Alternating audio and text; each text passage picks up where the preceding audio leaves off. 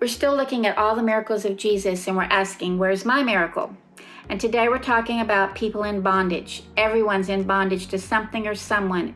And bondage is being involuntarily controlled by some power or control. We could say we're in bondage to the powers of the universe, as some would like to say it. We have no control over what happens to us around this world. Therefore, we're its slaves, so to speak. We feel as though we have no control in many situations, especially things that hold us in bondage, like evil desires, impure thoughts, bad behavior, horrible attitudes we just can't shake on our own. In Genesis, God's children found themselves in bondage to an earthly king Pharaoh. It was a horrible existence. They didn't have freedom to live and be, but they were slaves to a taskmaster. And of course, we know the big exodus that took place and the freedom from slavery that these people experienced with the miracle they needed to cross an impossible sea, all the while being pursued by an enemy.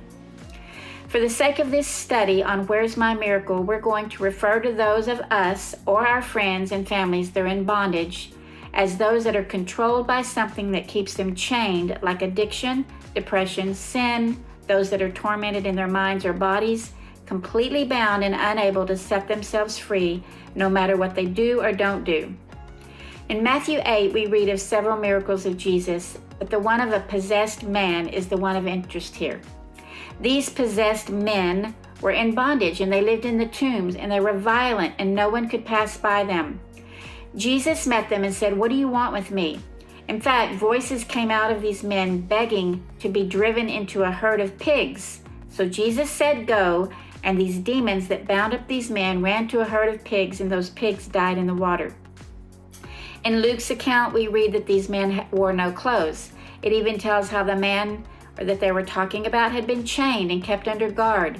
And we read that when the people had known this man that was living in bondage, now saw him clothed and in his right mind, they became afraid. And the man asked Jesus if he could travel with him when he was set free, but Jesus said, "No, go tell others your story." And in Mark's account, it says no one was able to subdue these people. The people cried out and cut themselves with stones. And even though people bound this man in chains, it didn't change it. He was still bound and tormented. And this story mentions 2,000 pigs that drowned after the evil spirits left the man and entered the pigs. That's a pretty wild story, isn't it? One can walk down the streets of our city where I live at any time and see men and women not in their right minds, yelling, obviously tormented from voices that speak to their minds. They speak out loudly, and it seems they're controlled by something. It could be drugs, mental illness, maybe abuse or malnutrition. Any number of things can cause us to be in bondage, being chained up and controlled by something other than who God created us to be. No likeness of Jesus in our face or actions.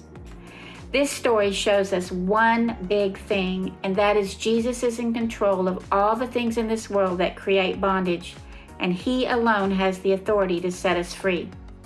There's a real spiritual world that exists around us, and there are people in bondage to spirits that tell them to destroy, to hate others, to tear at themselves, and even to kill.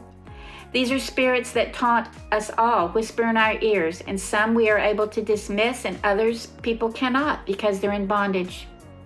Another big thing in this story is we see that those who are in such bondage cannot set themselves free. They need a deliverer.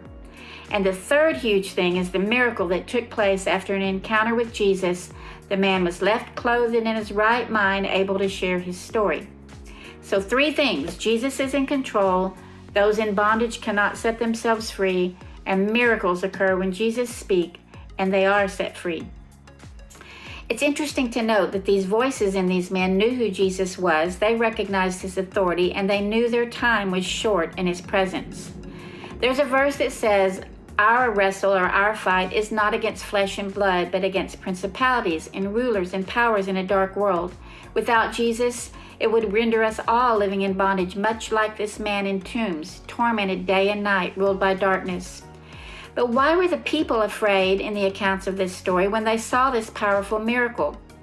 Could they have been afraid of what was keeping them bound, afraid to be exposed and set free? Were they upset about what happened to the pigs? Did they realize the reality of Jesus' power and judgment against all things evil? Reading this story, I'd say most of us cannot relate to that kind of bondage. But we must realize that our bondage without Christ would have had the same result of this man being tormented and enslaved and a living death walk on this earth. For that miracle alone, we must be grateful every day. And I'd also say that many of us have friends and family that are bound and tormented by something totally evident on the outside in this person's behavior, talk, and demeanor. And we need a bondage-breaking Savior to speak the word go. He's the miracle worker that has the power, and he's still with us and among us today. And I want to look for and expect and see those in bondage set free in the presence of Jesus. Don't you?